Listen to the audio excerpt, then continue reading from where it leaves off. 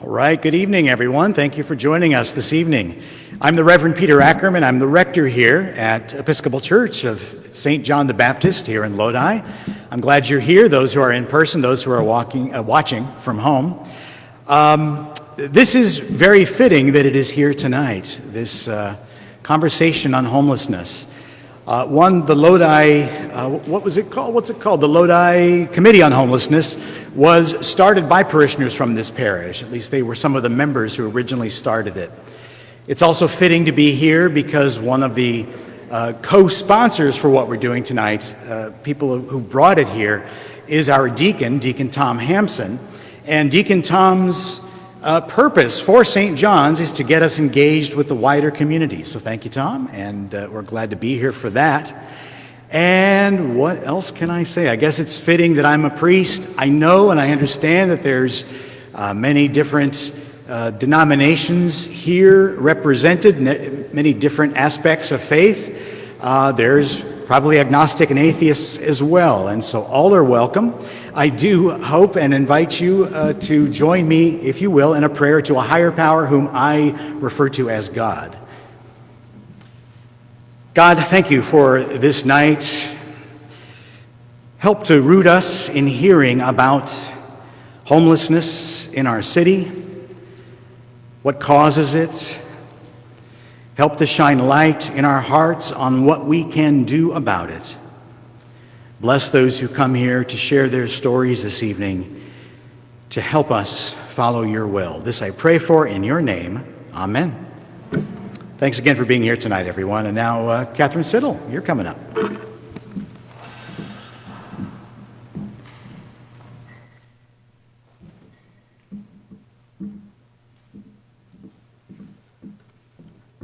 Well, thank you so much for being here. I really appreciate you coming out on an evening to talk about this with us. And I'm just going to give you a quick overview tonight, since this is a three-part session, session one of 3 parts.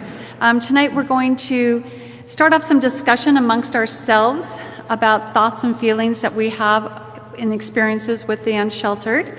As Reverend Ackerman made mention of, our Deacon Tom, this was his brainchild. And he had a lot of interviews and talked to a lot of people when he first came to this congregation, people were asking, what is going on with the unsheltered? What's happening here? What can we do? And so he came up with this idea, and I'm all in. I'm really excited for you to be here. I want to hear what you want to know about what we're doing, what's happening, and hopefully we can have some good discussions about this. So we're going to get started right away, and I'm going to introduce Tom, Deacon Tom, thank you, who is a really great guy.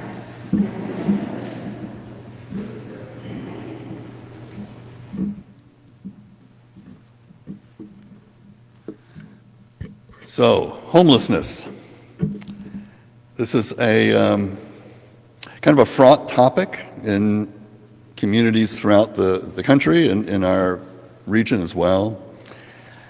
And I just invite you to sit with that word, homeless, and what image comes to your mind when you think about that word? What do you see when you hear that or read that word?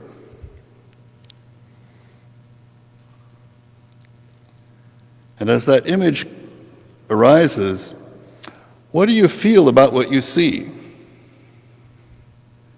What reaction do you have?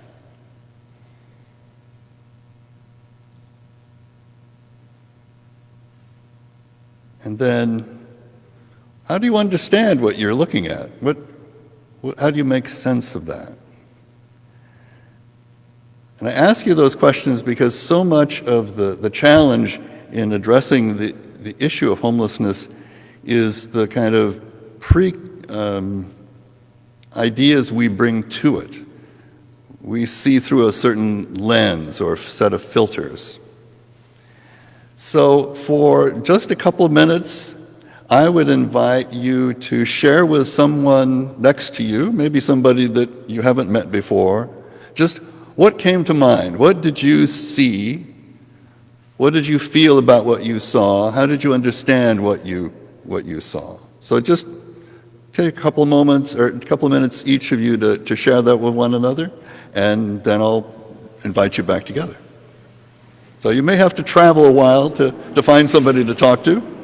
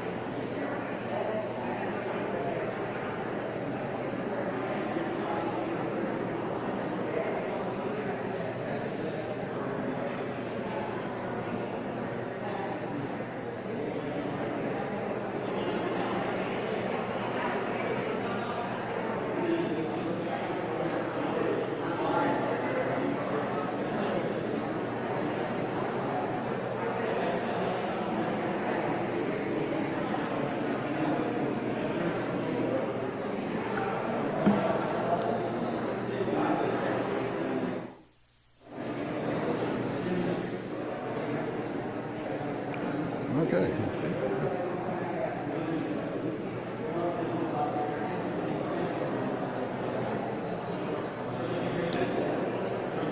So we're going to wrap this up in about 2 minutes.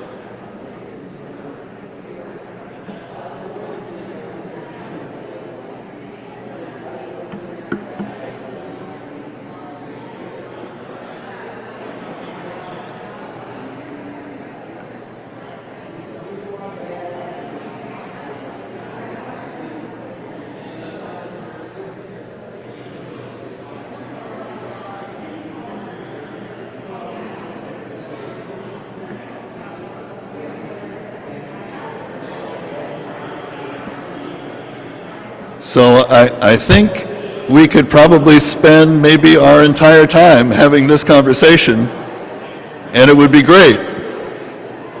But we do have a few other things we want to do. So thank you so much for engaging in that conversation.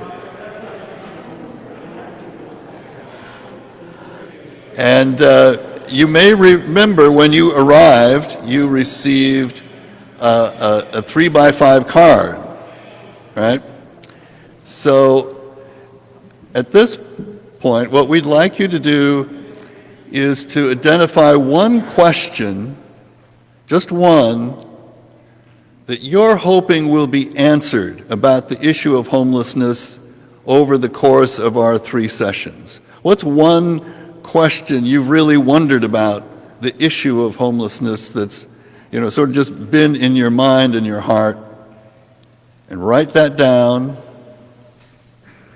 and we're going to collect those, and those questions will help inform each of the sessions. So I appreciate that, and in a moment we'll start collecting those.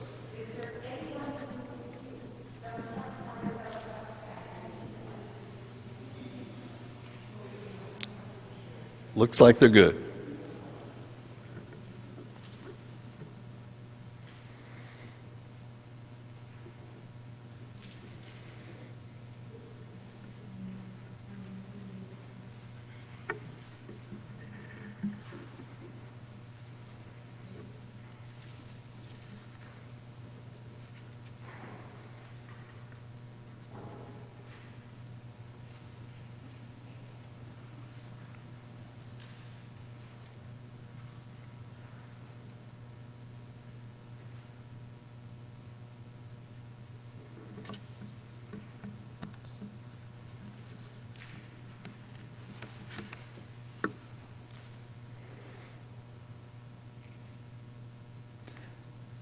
And then once you've written your question, if you would please pass those cards to the center, and my friends here are going to be collecting those, putting them in the basket here.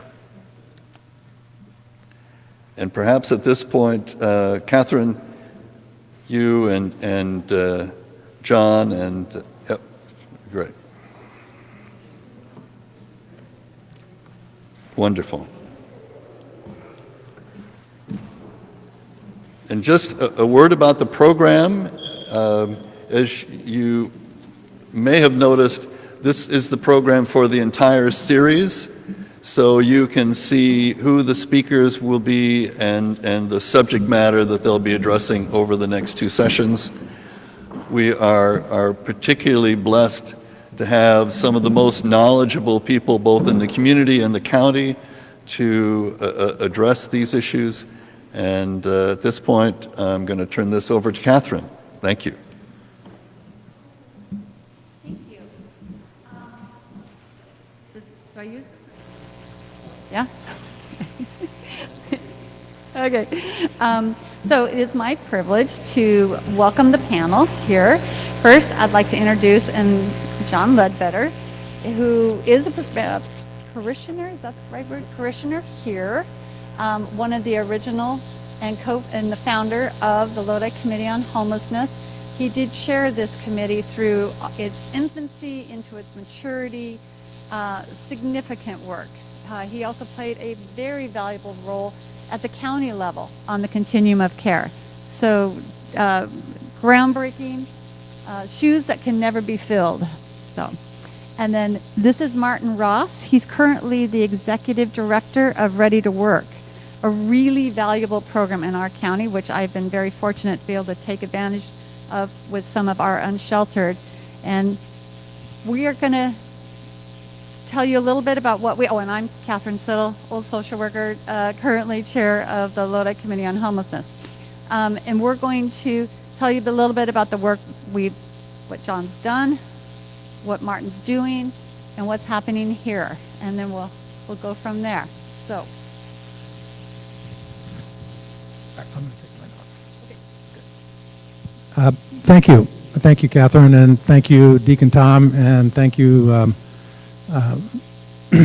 Father Peter, for making St. John's available for this event.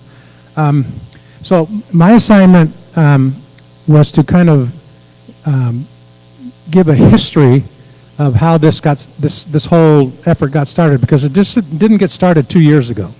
It got started a long time ago. So in 2014, in November of 2014,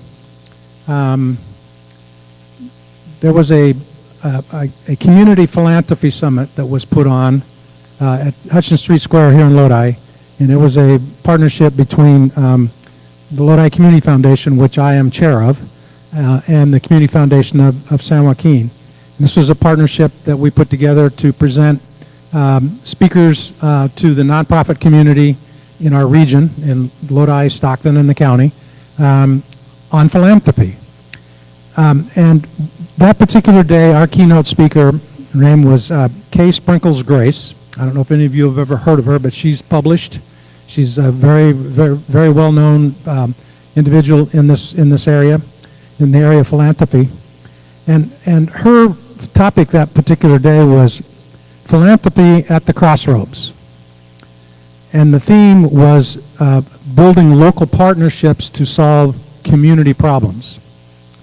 So she was doing her presentation, and as the day goes, there's coffee breaks and there's lunch and that sort of thing. So at one of the coffee breaks, there were several of us standing around, and one of them was this guy right here, Martin Ross, who at that point in time was was leading the Salvation Army Corps here in Lodi. And Martin and myself and Russ Hayward and Pat Failing, who was also a parishioner from this particular church, and a fellow by the name of Daryl Drummond, who some of you may know or may not know. He was a financial planner in this community for many, many years, and he's retired and moved to Washington. But we were standing around, having a cup of coffee, and the question was asked, and I remember who asked the question. It was this guy right here.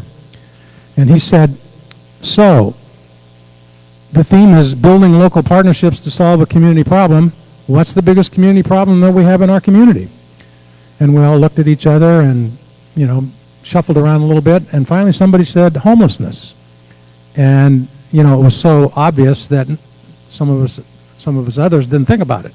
But the bottom line was that that he was right on. And so we ask ourselves the question, so what can we do? What can we do as a group of citizens, as a group of people, of nonprofits in this community? What can we really do?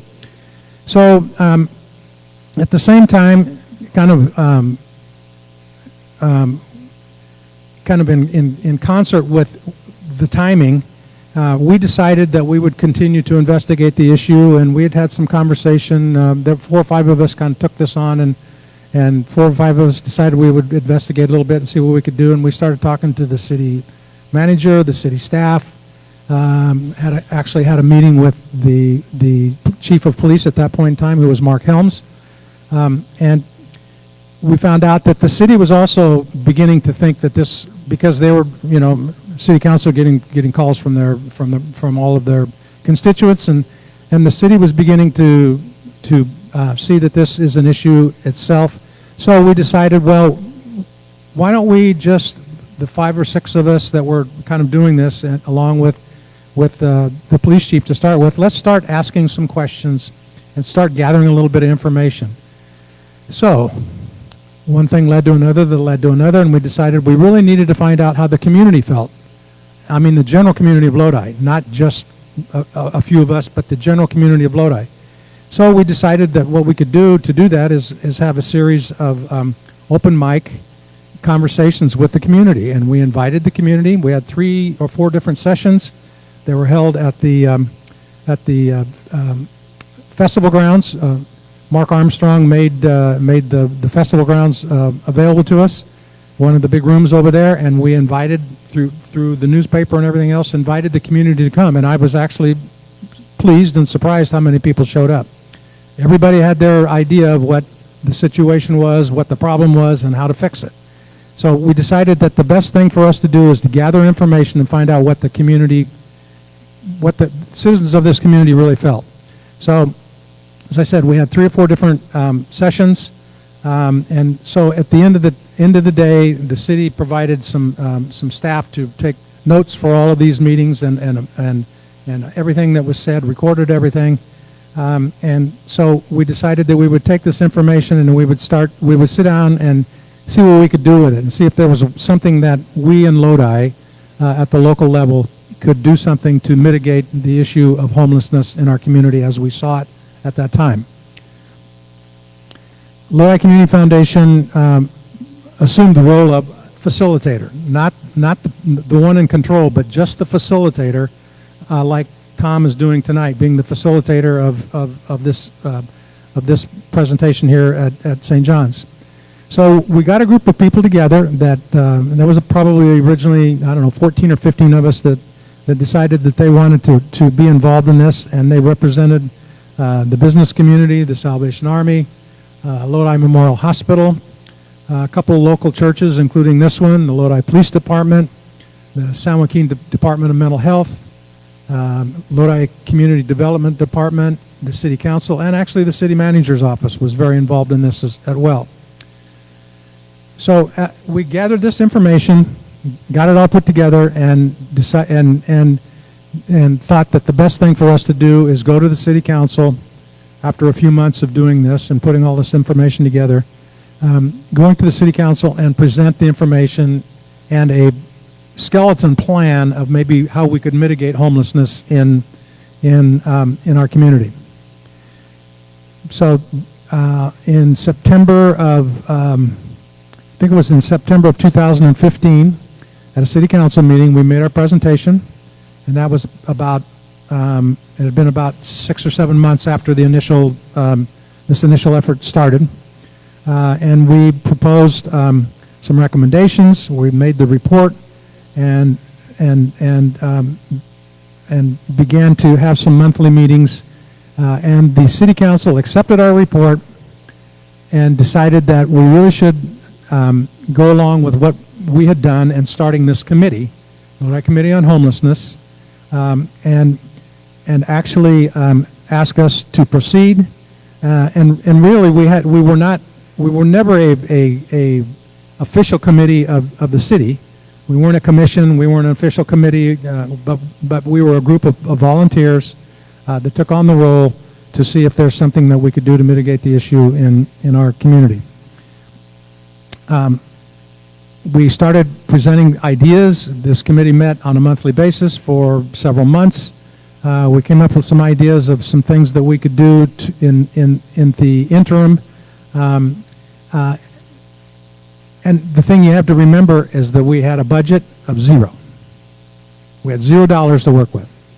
So everything that we were trying to do, we were trying to do, on a voluntary basis by, coercing the city to do this, or maybe coercing the city to do that. And we talked the city manager and the city police chief into one of the things that we thought might help and might be a roadway into the homelessness community was the liaison officer that is still part of the Lodi Police Department. And there's been 2 or 3 of them since then. The guy that was the very first one was absolutely fabulous. He was a gentle giant. He mixed in with the homelessness community, and he actually, when you first get started with something like this and intervening in the community, you pick the low-hanging fruit, and that's what we did. We picked the low-hanging fruit, but he was pretty successful. He was successful in an 18-month period or 12 to 18-month period of time in assisting getting 30 people off the street. But you have to realize that was, again, we had no budget. The City Council made the decision that they would reallocate funds for the police department. They didn't get any new funds to do this. They just reallocated by priorities that we were presenting to them. So all of this was, while all this was going on, the county grand jury decided they were going to get involved in the homelessness issue in the region, and they, in their wisdom, did a investigation and a report, and found out that basically the only thing that was going on within the community or within the region was what we were doing right here in Lodi. And there was a report published in 2015. You can find this on the Lodi City of Lodi site. All of these reports and our initial report is all part of the website. We actually there was some praise given to what we were trying to do here in the community, and the bottom line is that we were trying to do something, and at that point in time, there really wasn't much going on in the rest of the county. So that was encouraging. It really, in my view, it gave us an opportunity to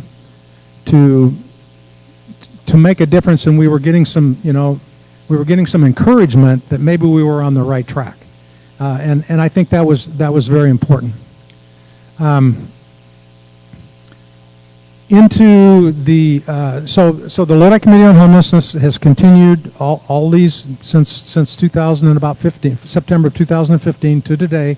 Catherine is now the chair. I chaired the committee for several years, and again, as I was chairing the committee, but I wasn't the boss. I was a facilitator to get meetings together and all that sort of thing. So about 3 years ago. Our committee also was very influential in helping to establish and support the San Joaquin Continuum of Care. We've been involved in the Continuum of Care with somebody representing Lodi on the board since the beginning, and I think that's something else that we can take some credit for, is that organization is becoming effective and becoming successful, but I think that we had a fair amount to do with it. So some of the things that are happening today with the tiny homes here in this community, the fact that it looks like that there's going to be a access center that's with wraparound services. So when we started this in 2015, Martin can agree, I know he will agree to this, we dreamed of where we could be today. As I said, we started with a zero budget. Today there's money available. There's money available through the Continuum of Care. There's money available through the Board of Supervisors, and there's other grants and that sort of thing that are available, that the city has done a great job in going out and bringing a lot of those to this community. I'm encouraged. I'm extremely encouraged to where we are today. But I'm also a very impatient person. I'm a business person, and I like to make a decision and move forward. This is a very complex issue. We've got to bring the community along, and that's one of the main things that I think that the Lodi Committee on Homelessness has done since it's been in inception since 2015, is that it has gone a long ways in educating the community of Lodi. The first meetings that we had, the open mic meetings, there were folks that there were all different solutions, including, totally taking care of them, providing everything with no incentive for them, for the homeless, the unsheltered to take on any initiative to do anything, to the point of the other end of the spectrum of, the solution is have the police department run them out of town. Well, you can't, that's not legal. That's not legal. And in this community, I don't think that's acceptable either. This community is a very different community, and that's the thing that I've learned, is there is a lot of compassion in this community for this issue. There's a lot of people that care. We're getting someplace. As I said, I'm an impatient person, but I really like where we are. I think that in the next 2 or 3 years, you're going to see a big difference in the number of the unsheltered, and how the unsheltered are going to be taken care of in this community. And I'm thrilled about it. I'm excited. It's a huge step forward. I know that there was some issues with the City Council and where this particular access center was going to be located. But at the end of the day, the City Council made a decision, and I think that the community should get behind that decision and support. That was not an easy decision for the City Council, and I several of them who I know, I praise them in making a very difficult, tough decision, because of all the issues that go along with the unsheltered. As I said, I think that Lodi is a generous community. I think we can make Lodi a better community by continuing the road that we're on and having some compassion and moving forward and helping and assisting those who are less fortunate than those of us that are sitting here. So that's kind of a real quick thumbnail sketch of how we got started and how we got to where we are. And so that's what I was supposed to do. You did that very well. Okay, I am going to go ahead and let Martin speak next, so I can keep an eye on the time. And Martin, as I mentioned, is the Executive Director for Ready to Work. Thank you. Thank you, Catherine, and all you for allowing me to come and share and speak. I'm going to take this off. Yeah. All right, thank you. So this is me, right? Like, what does he look like, right? Well, one of the things, I'm not in the Salvation Army uniform anymore, but I am still what do they call it? I'm still saved to serve, so I'm still a soldier for the Lord. Oh, still a soldier and trying to help with the community. So, and I'm glad to be here. So one thing I want to say is John is one of my heroes. I've told him that. Jesus is too, but John is one. He is one. He's not as old as Jesus, but he's good.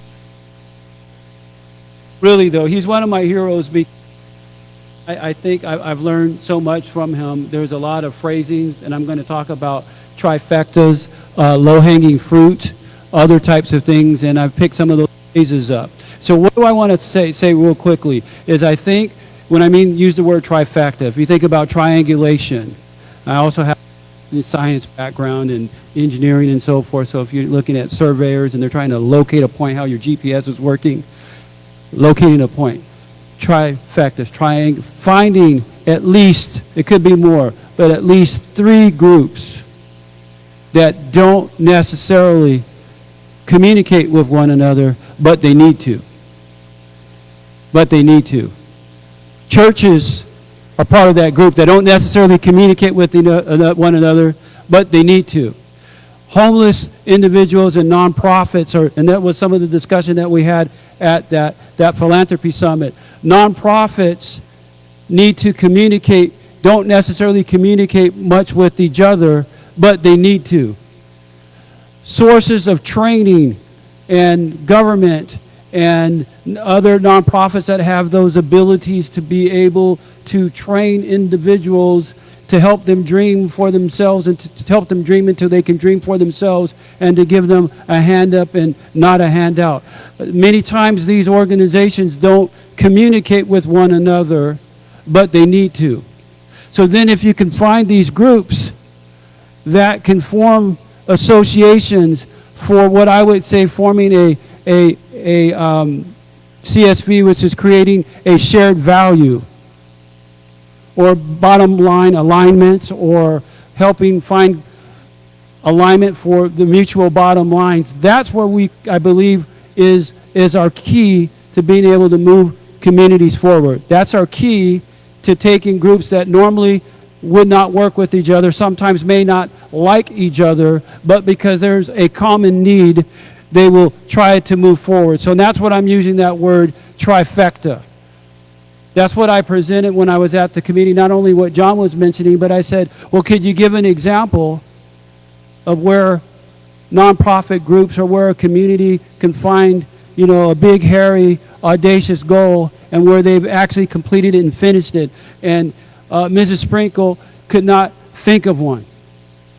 And that's when I approached John and others. Now, the reason I approached John is because he was head of the Lodi Community Foundation. And we were talking about the Lodi Committee on Homelessness and who might chair it. Sometimes the idea came to me, who was a captain in the Salvation Army, maybe you might chair it. And I said, nope, not me, and I'll tell you why. John, you should chair it. And I'll tell you why. Because you control the money. Other people's money, right? It's always, there's the key, right? So nonprofits and government and philanthropists now have formed a trifecta where they can now get together. You see what I'm getting at? Look for those groups of people that can help force other people to get together. So those that handle the foundation money, well, those of us who are in the nonprofit, well, I want to pay attention to John. And those who are in the government and looking for elections and, elected officials, well, I want to pay attention to John and his group. So there we go. So there's our trifecta that formed. And then we go to the police department, and then we say, hey, we're at the Salvation Army. We have a kitchen, and we have a lot that's empty. You know what? We could be that platform where we could bring other nonprofits, other groups together. We can supply the hot dogs. Somebody else can supply the sign, and we're going to do a outreach fair, a resource fair for those in need in the community. That's how we started that. That was the beginning of our big action item that people could rally behind, and we had 20 or 30 people here. So what am I getting at? I'm just pulling out ideas right now of where groups that never worked together decided to work together. I mean, and if you're a person of faith, that's what Jesus would want you to do, right? Go find somebody that you don't know and work together, That's what the Lodi leadership would want you to do, right? You don't have to be a person of faith. David would be saying, go out and find some groups that aren't working together and help solve some of their problems, and listen and find that shared value so that you can make a difference. So that's kind of where I'm getting at. This solution to homelessness is huge, but when all of the people can come together and share something in common, many can be changed. Hearts can be changed. Minds can be changed. Neighborhoods can be changed. Cities can be changed. And what I also want to encourage you is out of small communities, cities like Lodi, great things can happen. Well, I've been in Compton. I've been in Scottsdale, Arizona. I've been in Modesto. Then I was stationed here in Lodi. And then Sacramento, in charge of all the social services in some of Northern California, and then up to what I would call a great city, but a city that has one of the largest homeless issues in all of the country, Seattle. And I got a chance to get some real serious interfaces on homeless problems and be able to say what to do and what not to do. What I can't tell you what to do is what Lodi has done. You've come together and you're doing these forums. We're doing these forums. I was once part of the community, and it makes a difference. What? Because one of the things we talked about, well, what about Tracy? What about some of the other surrounding communities? What about those that, because if we build this shelter, they're going to come. So other people need to do it. Well, I think that's what John was talking about. Once Lodi started forming this committee, other communities started doing it. And that's how you start creating that synergy and movement and being able to create that change that brings about transformation in neighborhoods. The other thing I wanted to talk about is respect to what I do with Ready to Work. Workforce development. That is huge. What's happening right here is another trifecta right now. There's a major labor shortage for businesses. Even right now, coming in a pandemic and before the pandemic and coming out of the pandemic. Now, what happens with a place like the Salvation Army or Lodi House or some of the other places, right? I want you to think about changing the paradigms of who you think a homeless person is. Now, there's the low-hanging fruit, right? There's some that have real mental health and physical health issues that they're going to need the resources. There's others that might have addiction, and I'm broad brushing it, have addiction issues and so forth. And guess what? Lodi has a place and they need the resources. But I will tell you what I learned in Seattle, that 50% of the individuals that are living in their vehicles right now, 50%, and I'm telling you where to go find your low-hanging fruit, are working.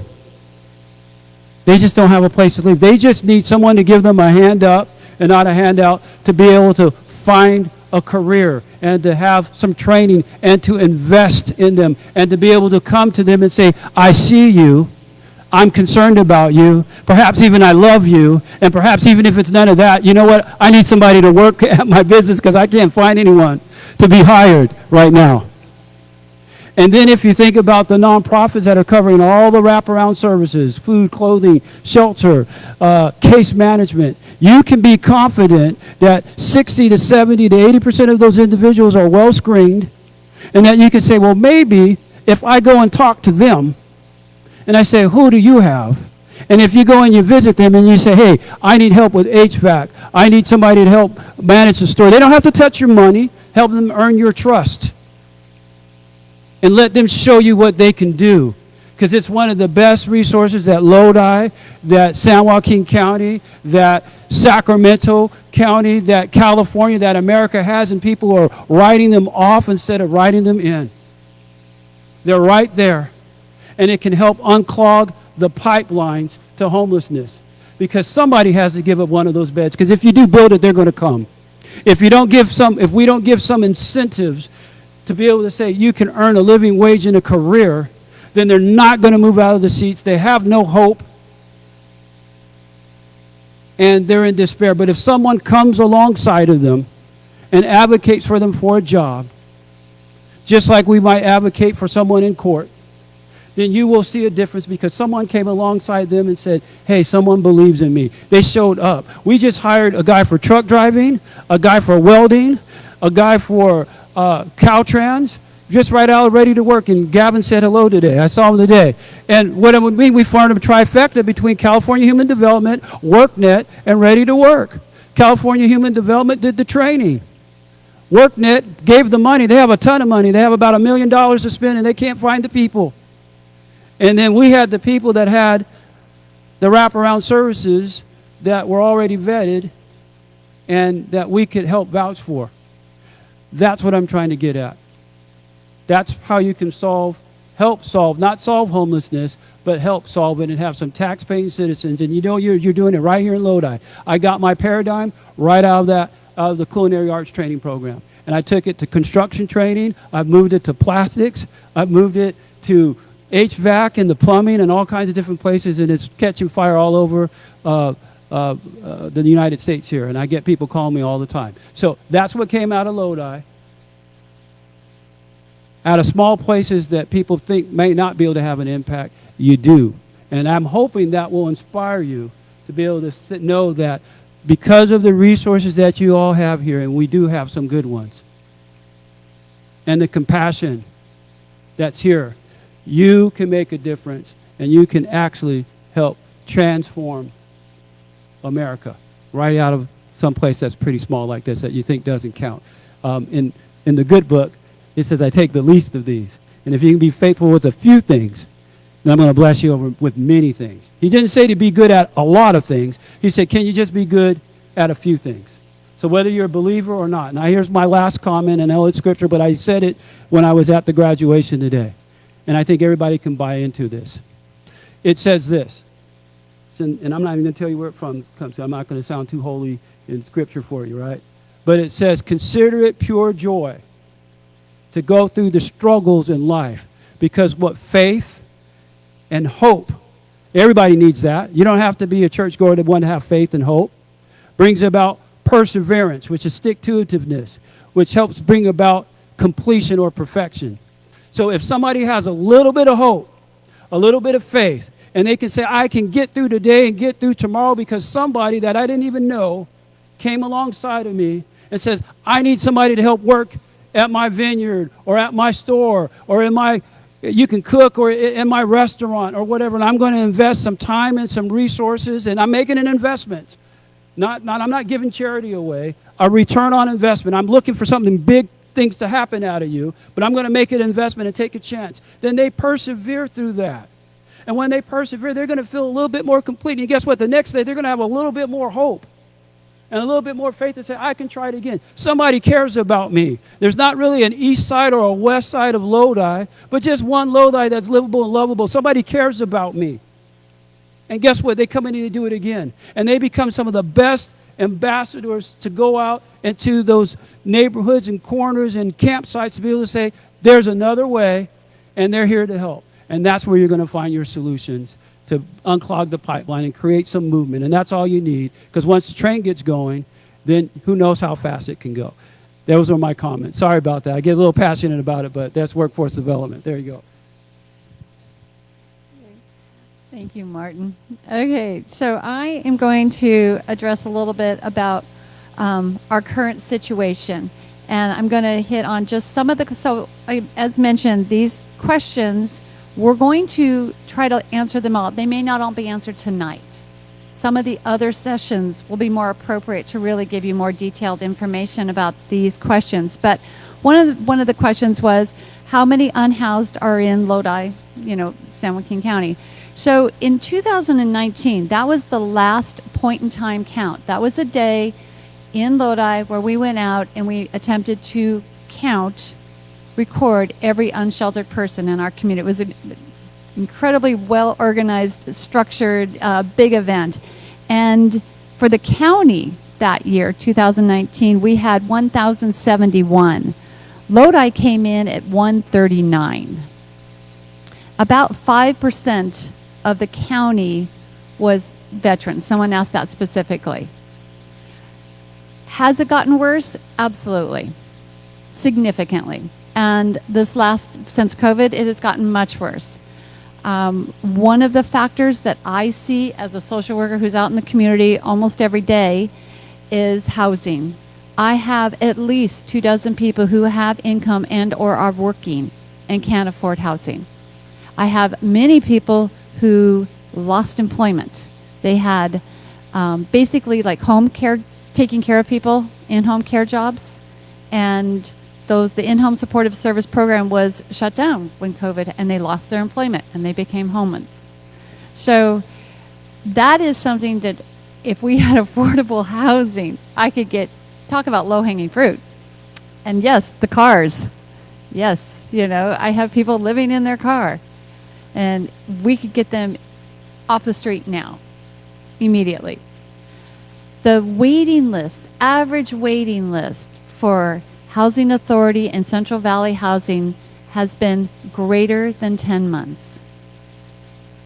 And the longer someone is on the streets, the harder it is to get them off.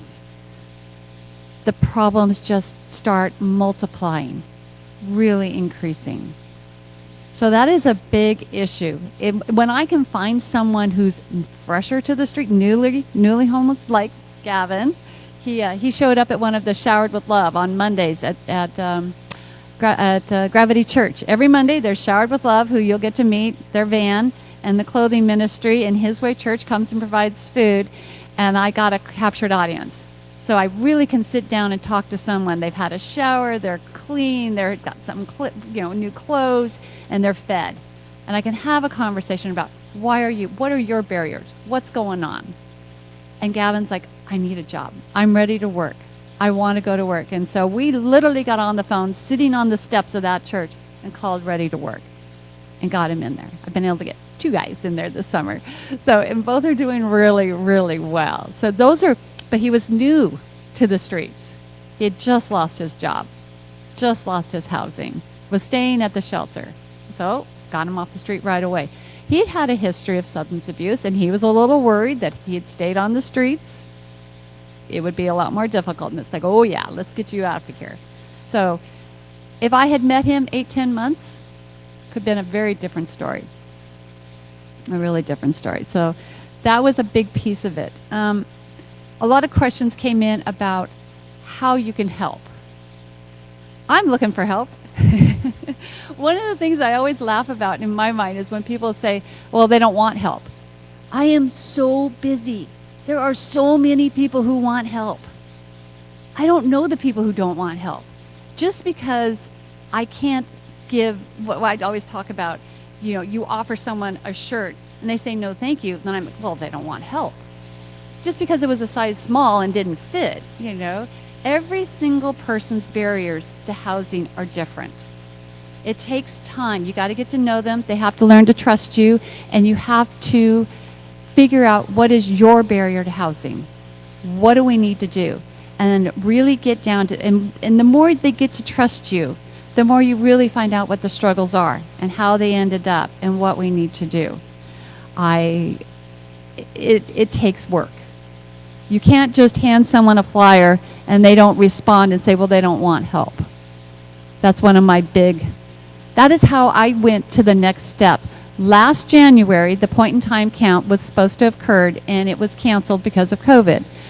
we did have supplies for our unsheltered population, and we went out and we gave them blankets and water and socks. One of the high schools did this amazing sock drive, Lodi High, and so we shared all this with the community, with the unsheltered people, and by 2-3 hours, I was done. I was like, I am so done with handing out socks and water.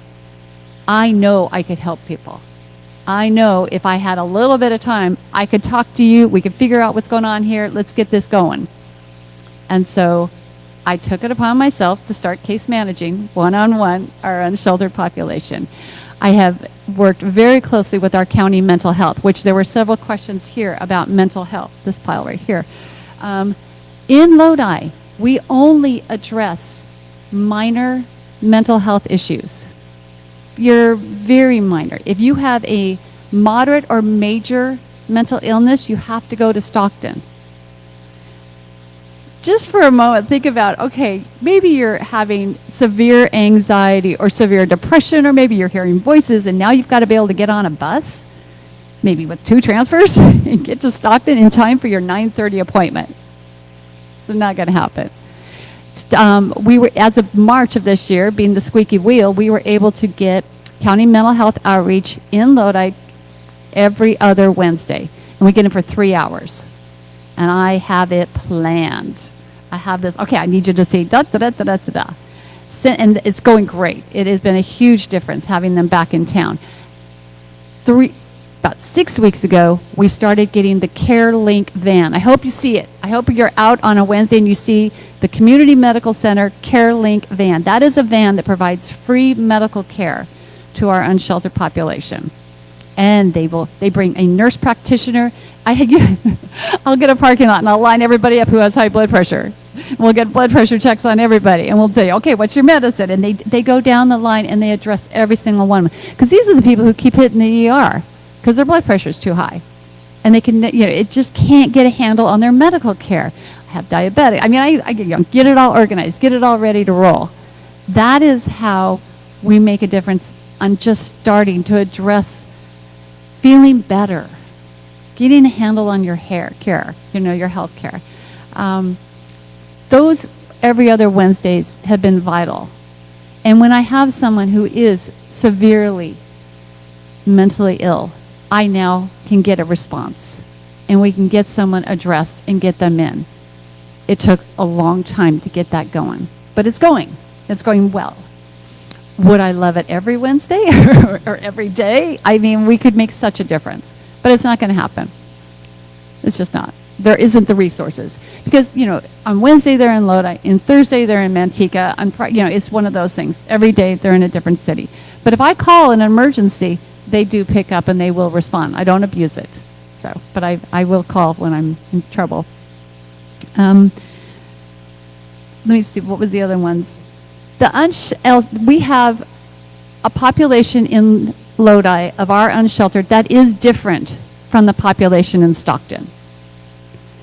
Recently, many of you will know that what's called the bottoms, the homeless camps that were on east and west of Highway 99, just north of Turner, were cleaned out. And many of you know that I've had comments here about how they've moved back into the roundabout on Turner, right up there on 99 there. When they were being moved from that area, the Sheriff's Department offered them services in Stockton. What that meant was they were offered a ride to go to downtown Stockton and stand in line at the Stockton homeless shelter for a bed. Then they would be able to get a meal, a to-go meal, because they're doing everything to go still in Stockton, at St. Mary's, and eat their meal on the streets of downtown Stockton. No one took them up on it. And so, as you read our newspaper, they said they didn't want help. They refused services. If you took the time to talk to the people, they will tell you, I've been beat up, I've been robbed, I've been assaulted, I've been raped in Stockton. I'm not going back there. I would rather live on the streets here. That was repeated over and over and over. When that is the only service you're offering, they didn't accept it. And I completely understood that. So now, people call me when they need things. As you can imagine, this last weekend was really tough out there. Excuse me. So, very fortunately, a very generous woman here in town provided me with about 70 tarps. I've been handing out tarps to people, regathering their stuff. One of the services I offer is I take pictures of everybody's ID, their social security card, their medical card. People are saying, can I get a copy of that? It floated away. You know, I lost everything. It's damaged. It's very, very hard to keep track of your paperwork when you're living out there. So I keep copies of everything for everybody. I'm more than willing to do that. The other piece I want to talk about is the people out there, the education level is low. And if you are looking, I should have brought it, well, the Medi-Cal application, I am not exaggerating. It's this thick. It's intimidating. Any of the applications, they really want you to do them online. The phones that are provided by the government are very, very difficult to do anything online. You can make calls, you can text, you can communicate that way. But to do a form online, so I'm very fortunate, United Way has provided a laptop. And I'm able to do in the funding through the foundation, the Lodi Foundation, provided a printer. And I have a charging station. So I can go to the park and set up. I can charge phones, I got my printer, we'll make copies of stuff, and I can do applications. But to hand someone an application who, reading level, 8th, 9th grade, very intimidating. Very intimidating. If you've signed up for Medicare, if you've signed up for any insurance, intimidating. You know, and if you have any struggles at all with learning, you give up very quickly. So it's just a process of making sure, once again, identifying the individual needs, what individual people need, what their concerns are, what their struggles are, and then meeting those, hooking them up to the right people. Like Martin said, there are a lot of resources here in Lodi. I utilize the Lodi Community Center.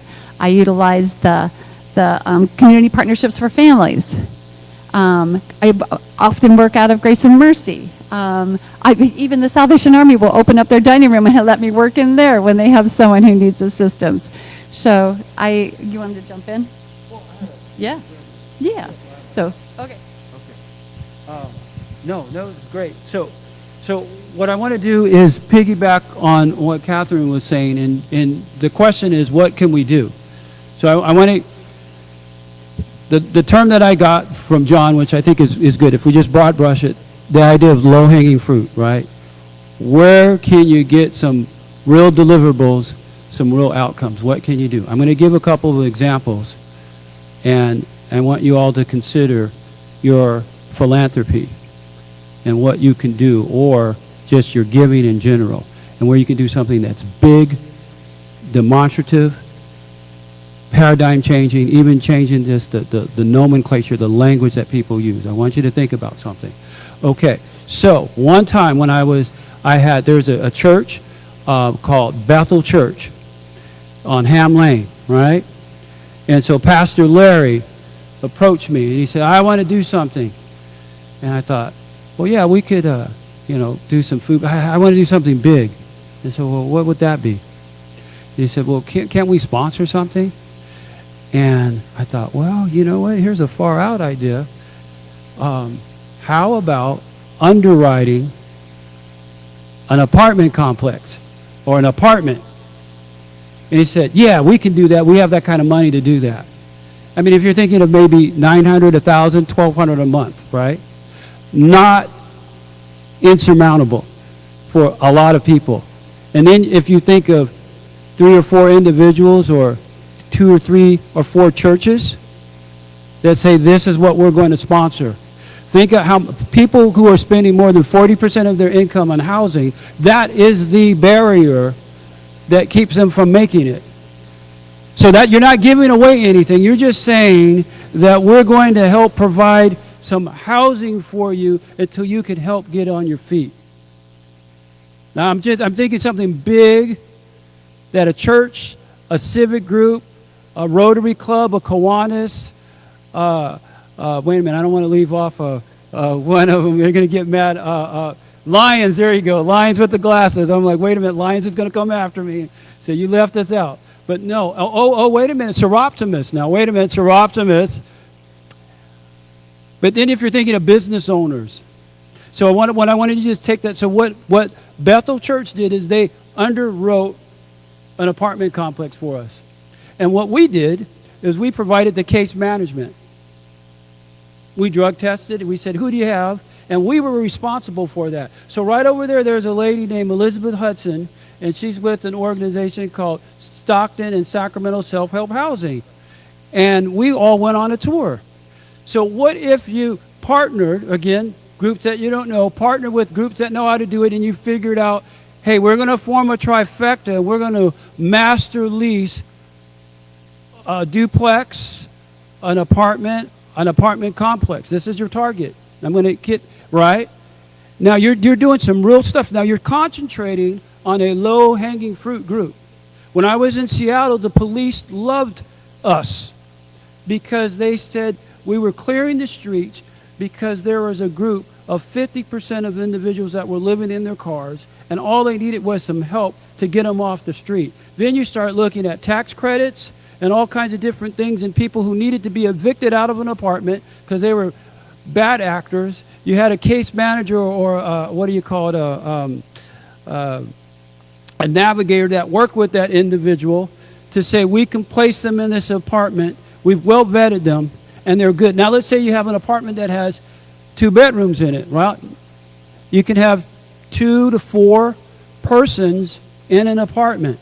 Now, if you think of it now as workforce development housing, not transitional housing, not shelter, not access, none of those different things. I'm talking to business people, and I'm talking to people in Lodi that want to see a return on investment, church people, civic clubs, and Lodi leadership and so forth that says we want to see something transformational. I'm talking to that group that knows how to invest and wants to see a return on investment. Change the nomenclature. We're saying it's workforce development housing. And we need it. We can give you well-vetted people and others in master lease and do what I'm talking about, underwrite it, whatever term you want. Workforce development housing, and you're taking individuals that have gone through the steps, that are ready to work, like our organization, Ready to Work. We got a new website. You can go check it out, readytowork.sjc.org. Check it out, and you can see those steps to change. So at around step 1, they're at ground 0. They're going through training. Step 5 is graduation. At around step 3 or 4, you're saying you are now eligible. You've been well vetted. We know who you are. We can drug test you. We can alcohol test you. Because and if you're going to be in our housing and you're going to come work in our business, I don't want any people tweaking on me or anything like that. So we need to know that you're serious about this. And they're vetted. So right there, you're pulling them out and saying, I now want you to come to stay at this apartment, and we're going to help you through it. And as a matter of fact, we want people to get to work. So we're going to come do a van pool and pick you up. Facebook does it. Foxconn does it. Go to San Francisco before the pandemic, and you see all these buses picking up all the tech people to get them to work. They got to work on time. We can do this possibly with farming or restaurants or light manufacturing or HVAC or plumbing. Get them to work, take the incentive, get a tax write-off. You can give it to one of these nonprofits when you're going to one of those temp agencies trying to find the same people that we have right now at Ready to Work and at Lodi House and at the Salvation Army. You're going to a temp agency and you're paying a premium when they place them. You can go to one of the nonprofits and give them a check later on, and now you can get a tax write-off. I'm talking business sense. This is where I'm talking about creating shared value. So what would that do? That will now free up some beds at a shelter, at the Access Center, so that Catherine can now move some of the people that need the concentrated resources into those beds. Those individuals who now, since there's a labor shortage, can now move up the ladder, move into career housing, and be taxpayers and move on to something else. So, and then you got another set of problems that you're dealing with. But that's what I think business owners and philanthropists and churches and nonprofit organizations should do, to find your resources and say, we want to do something big that will help provide absolutely to help mitigate the two major inhibitors, which are housing and transportation. You can do that, and you will see the change in the attitudes between your everyday citizens and how people view a homeless, because that homeless person is now saving your business that used to be homeless. Go to the Salvation Army and go look at about 50 to 60% of the staff. You tell me which one was homeless. You won't know. You won't know. I can tell you, but you won't know, because they are everyday working, hard-working persons just like you and me. They're just 1 or 2 paychecks away from being homeless, just like you and me. Okay? So that's a project that I think you all could work on that could do some real damage, that can help her, because there's still going to be the people that are going to need those resources. But I'm talking to you about the ones that just need a hand up, so they're no longer on the streets, and you can free up your parks and your neighborhoods and your blocks, and you can feel really good because you did some work that helped build Lodi, and if you're a person of faith, help build the kingdom. Okay? That's some real movement there, and that's what I would suggest that you do. That's my soapbox. It's not happening yet, but it can happen because Facebook is doing it and all those other places are doing it. Why can't we do it? One of the things I want to say is Bethel Gardens still has their low-income apartments, 2-year waiting list. And if anybody is concerned about what low-income apartments look at, the Cranes Landing, right over here, by Target, that is low-income housing. Once again, significant waiting list. We need housing, absolutely. That is a major, I could get so many people who have income. They have income. But they're never going to have 2.5% is what, so the county right now is offering landlords incentive, $2,000 to rent to a low-income person, $2,000. I went around to every single property management company and provided the flyers, and they had known about it, but I just wanted to put a face with it. And they said, there's so much demand. We don't need to do this. And they need to show 2.5 times the income. They're never going to have that. They have a set income. They get Social Security. They're not going to get a big raise. So, yes, housing is a big issue. But I would like to, we will address these questions. Whoops, if I don't throw them away. And as our sessions go on here, but I really want you to hear from Johnny. He's coming from a different part. And there's several questions in here about people with substance abuse use. And I consider Johnny such a valuable partner. I don't deal with putting anyone into treatment without him. So. This is Johnny. Hi, I'm Johnny. A couple things I want to clarify before I speak on anything right now is something I'm going to talk about here. It may sound like it's overlapping with what Martin just talked about with the work, because I'm going to come at you with the addiction and alcoholism. And the people what would you agree with, Martin? The majority, a lot of addicts, alcoholics can't just stop and be ready to work like that. There's a process to that, correct? So that's the step in that process. So I want to make sure that we're clear, so what I'm saying might sound in opposition to getting a job when you're in your addiction, alcoholism, but for a lot of them, they're held so deeply, held so tightly that there's a process to get to that point. The other thing that I want to clarify is there's some writing that you're going to hear from someone that was homeless. I've never been homeless. I was on the verge of it. I was given a decision to go live under the bridge or go into a program, and that's as close as I got, but I'll get to all that. So, thank you all for coming tonight. Thank you all for participating and listening. A lot of what I'm going to talk about uses the word I, because I'm just talking as it applies to me, but I am just a small portion of the team and a liaison, in a sense, from the community to the next step in the process. I have a lot of resources within reach. A lot of the team that has been founded by John Ledbetter, and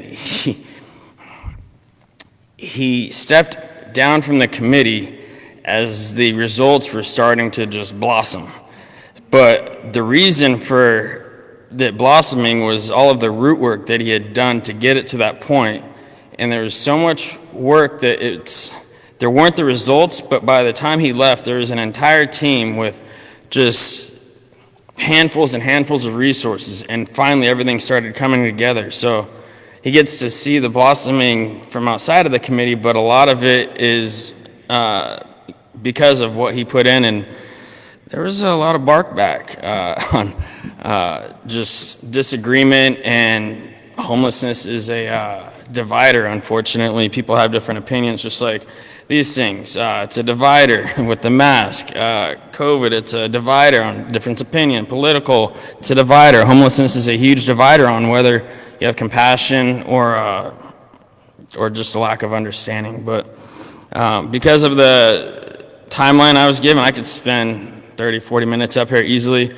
but I'm gonna read so that I can hit topics on it. But my whole objective tonight is to provide understanding, not to agree. I'm not asking you to agree, to disagree. I don't really care whether you agree or not or disagree.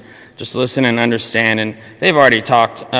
Martin, John, and Catherine have already talked a lot about what's included in my body here. But just to understand, because I believe that when you truly understand what the situation is, or how that you can't judge a book by its cover. When everyone has their own problems, different issues, and it's when you understand what it really is, you have more compassion and you're able to come alongside of it a little better. But it's hard to generalize the reasons for homelessness because we as human beings differ in so many ways and have so many different experiences and reactions to those experiences. There are cases in which hardship has fallen on individuals and self-infliction played no part. In other words, those that we consider low-hanging fruit. Tonight I'm going to talk about a problem that's overcome a large portion of those that are homeless, the addiction and alcoholism. I have not been homeless, but I have been just as hopeless. I was controlled by a substance, Oxycontin, that held me captive to a point that I was convinced I would never be able to change. I had an intense love-hate relationship, and I use the word relationship strongly because that's what it was. It came before anything, everyone. Didn't matter if you were my parents, didn't matter if you were a friend, didn't matter what you were in my life. That drug, that relationship was coming before anything. So there's understanding, number one. But that went on for 15 years. Had a should have been a life-changing incident happen 5 years into my addiction. I did not. I had a guardian angel, saw the face of God. This is all in a nutshell. Saw the face of God, and it wasn't enough for me to turn towards him. So for the next 10 years, I tried to get sober, realizing how bad things had gotten, but I couldn't do it. And in a church, I'm going to go biblical. The only reason I'm up here is because of God. I went into Adult and Teen Challenge. December 15, 2015. And so coming this December, I'll have 6 years. And that's drugs, alcohol, tobacco, and gambling, because each one of those, my main squeeze, my main love was the drug. But each of those other addictions were a foothold into that drug. And I had trial and errored every possible way to do it. I'll just do this. I'm just going to drink a little bit. And it all led right back to that. 10 years of this. I was chairing AA meetings while I was high and drunk. Just full deception. So I'm not going to sugarcoat any of this. This is how strong this drug is. Understanding. I'm not going to get into the depth any more than that. I was writing fake bank statements, getting loans that I shouldn't have been getting, bad checks, stealing from anyone and everyone. And through the program, I was in there for 18 months. Catherine says she refers me a lot to people that have addiction, alcoholism, and just that resource. The gift that God has given me is not just understanding, but being able to meet them where they're at and speak life, putting light into that darkness. And I don't do what I'm doing based on results. I do what I do based on my obedience to God. Because if I did it for results, I'd be very disappointed, unfortunately. But at the end of the day, it's just getting the message to them, letting them know that there is an opportunity, there is a way to change, and then you leave it in their hands, but to try to do it in a loving and effective manner. Going through all that, you could say this somewhat qualifies me. I'm now a leader at First Baptist Celebrate Recovery, co-leader for the youth of a program at Gravity Church, member of the Lodi Committee of Homelessness, chair for the PIT, that's the census subcommittee. I get a lot of phone calls from Adventist Health, the liaison officers, the first one and the third one. I think altogether I probably had 150, 200 interviews with people on the streets. I don't just deal with people on the streets, I deal with addicts, alcoholics across the board. But my passion is really for the homeless, on those that are desperate.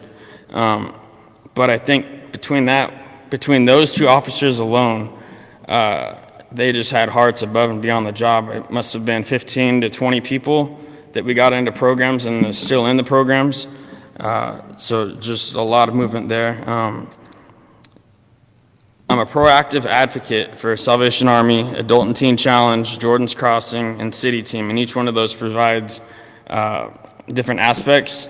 And where I feel, I'm going to use the word excel, but where I feel the most beneficial to being this resource is I stay in contact with all these programs, because a program is only as good as its leader, and a lot of houses can change even overnight, and they can become toxic just like that, letting that darkness come in. So when Catherine or the hospital or the police department call me, I know what season each house is in, so I'm able to refer them, or I fill that person out on who's needing help, and I can direct them towards a house that's going to benefit their personality and their needs the most. And it's never what they want, but always what they need. If you feel me, like they always want the easy route, and it's like, no, the easy route is why you're here. But yeah, so that's been my calling for the last 5.5 years, is just that rescue type situation. Being in recovery, I'm going to say it anyways, I don't sponsor people because my calling is to do this and be available like that, and not being able to get that one-on-one time, but this is where God has me right now.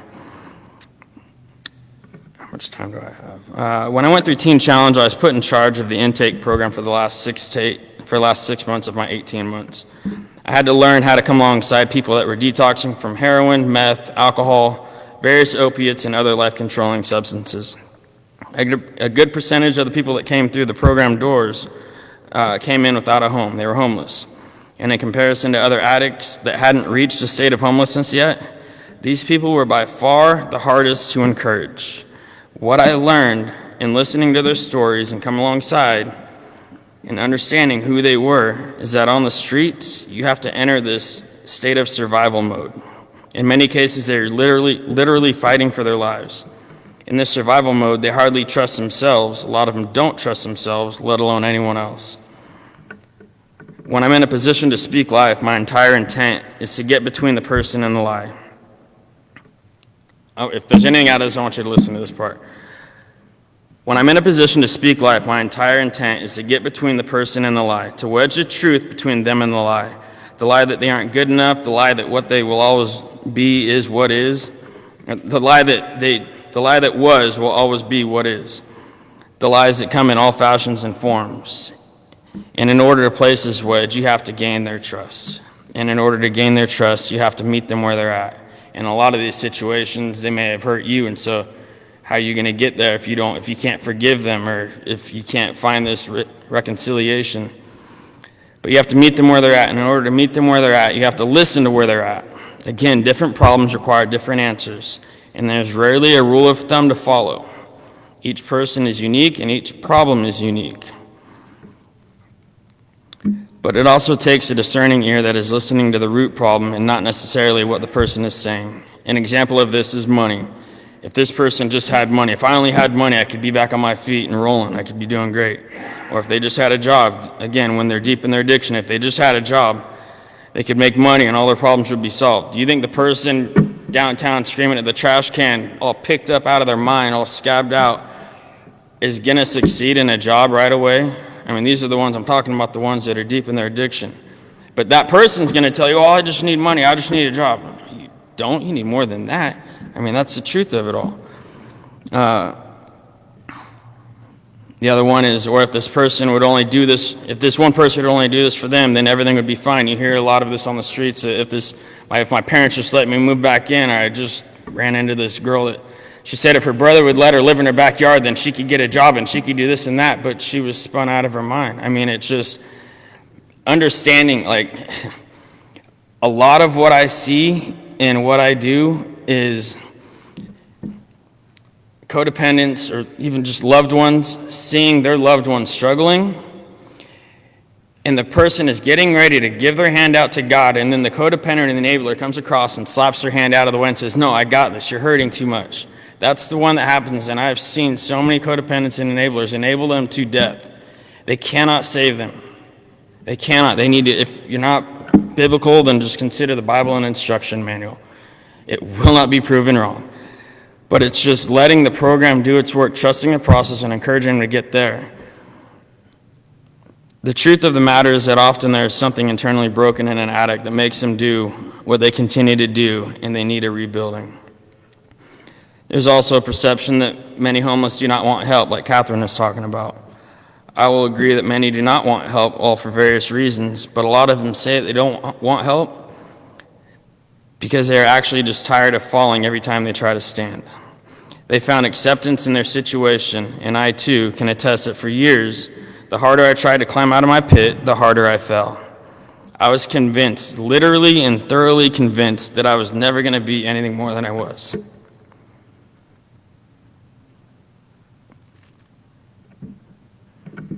I was convinced that I was going to stay dependent on something that was destroying me from the inside out.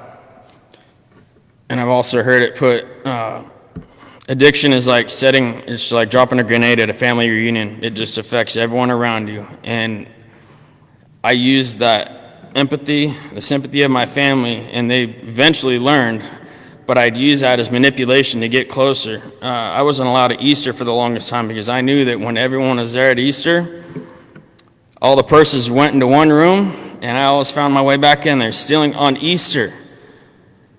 I'm now saved by him. Like, Easter's not about stealing from, it is a complete opposite. I straight delighted in evil.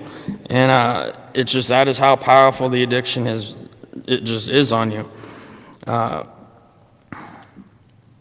These people that don't want help, they found acceptance in their situation, and the harder I fell, the harder I tried to climb out, the harder I fell. And what I mean by that, when you try, and even if you get some amount of time, and I see a lot of people going through that right now with COVID, is they had a certain amount of sobriety, and they fell down, so now they have the shame on top of their head. Not only did they sin, not only did they relapse, but they have the sin on top of it, or the resentment that falls on top of it. So it's like the harder you try, it's like, what am I supposed to do? It's overwhelming. Another thing that I've learned in this, and being in the rooms of vulnerability, is that the amount of sexual and physical abuse that many addicts face as children is astonishing. They've never dealt with this, never released these traumatic experiences, and they hit the escape button of addiction to avoid those overbearing thoughts.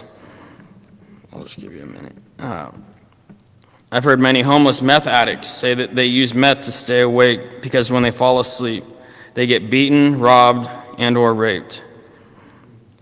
An addict's going to come up with any excuse they can to continue using, but when you hear the same reason that just blows your mind every time, when you keep hearing it over and over, you have to consider that there's some truth behind it. Up until a year ago,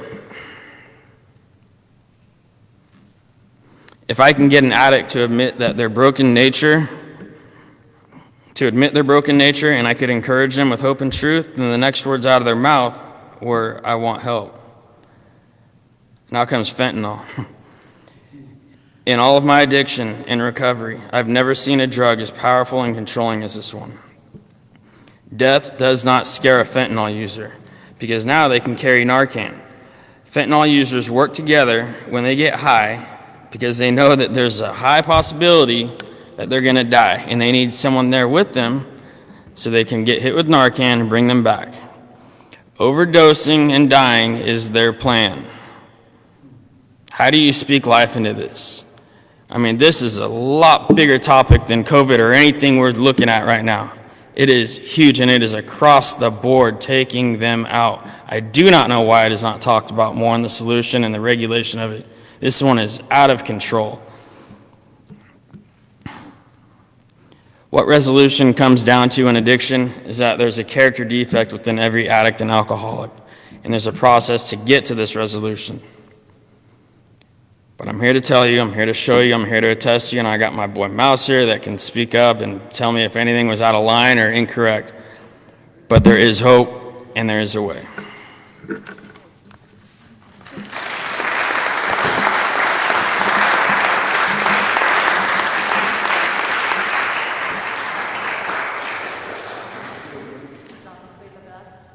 And I'm so proud to work with him.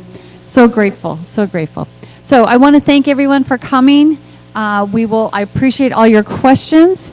First of all, I want to remind everyone that there are 2 more segments about what is being done and where we go from here. I'm particularly excited about the 3rd session because we're going to have the major from the Salvation Army in Modesto who is running an access center, low barrier shelter.